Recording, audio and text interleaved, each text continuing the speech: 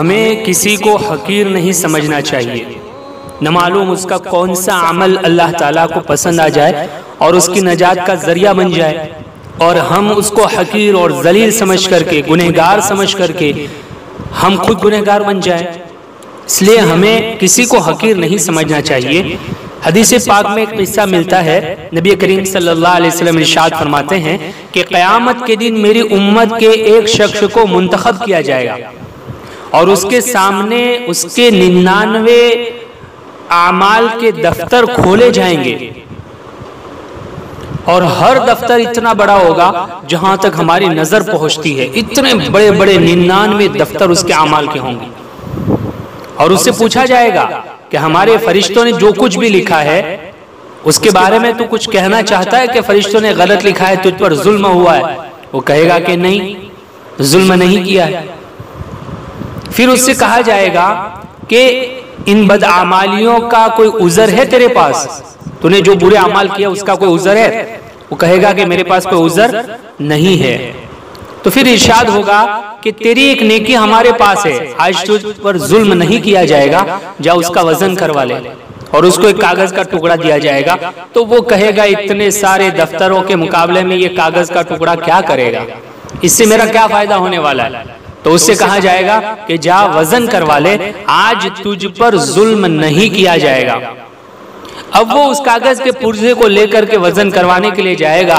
एक तरफ 99 दफ्तर इतने बड़े जहां तक नजर पहुंच सकती है, इतने बड़े 99 दफ्तर एक पलड़े में होंगे, और दूसरी तरफ ये कागज का पुर्जा, एक कागज का छोटा सा टुकड़ा जिसमें लिखा हुआ होगा अशहदु अल्ला इलाहा इल्लल्लाहु वहदहु, जिसमें लिखा होगा अशहदु अल्ला इलाहा इल्लल्लाहु व अशहदु अन्न मुहम्मदन अब्दुहु व रसूलुहु।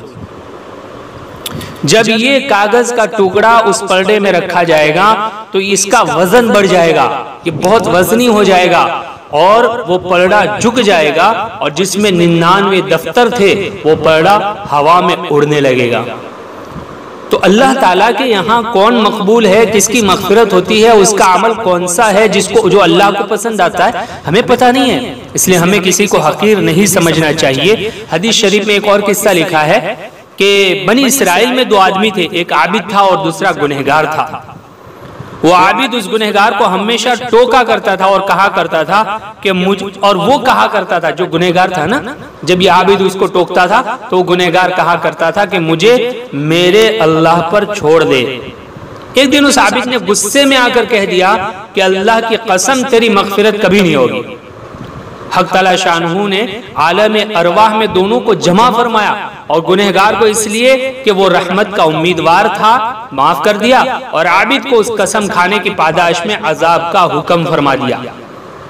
और उसमें क्या शक है कि ये कसम निहायत सख्त थी। अल्लाह तबारक व तआला खुद इरशाद फरमाते हैं इन्नल्लाह ला यग़फ़िरु अन युश्रिका बिही व यग़फ़िरु मा दून ज़ालिका लिमन यशा, कि हक ताला शानहू कुफ्र और शिर्क की मग़फ़िरत नहीं फरमाएंगे, उसके अलावा हर गुनाह के जिसके लिए चाहेंगे मग़फ़िरत फरमा देंगे।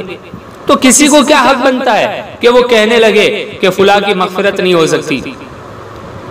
तो हमें किसी को हकीर नहीं समझना चाहिए, और इस बात की वजह से कि अल्लाह माफ़ करने वाला है, गुनाहों की जुर्अत भी नहीं करनी चाहिए।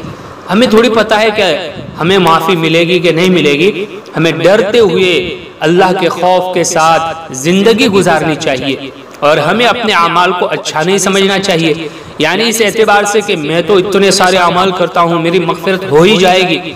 नहीं, अल्लाह को न मालूम किसका अमल पसंद आता है। इसलिए अपने अमाल करते हुए डरना चाहिए कि कबूल होंगे कि नहीं होंगे, और किसी के कम अमाल देखें या किसी को गुनाह में मुब्तला देखें तो उसे हकीर नहीं समझना चाहिए, बल्कि मोहब्बत के साथ उसको समझाना चाहिए, उसको राह रास्त पर लाने की कोशिश करनी चाहिए, ताकि हमारा भी फायदा हो और उसका भी फायदा हो।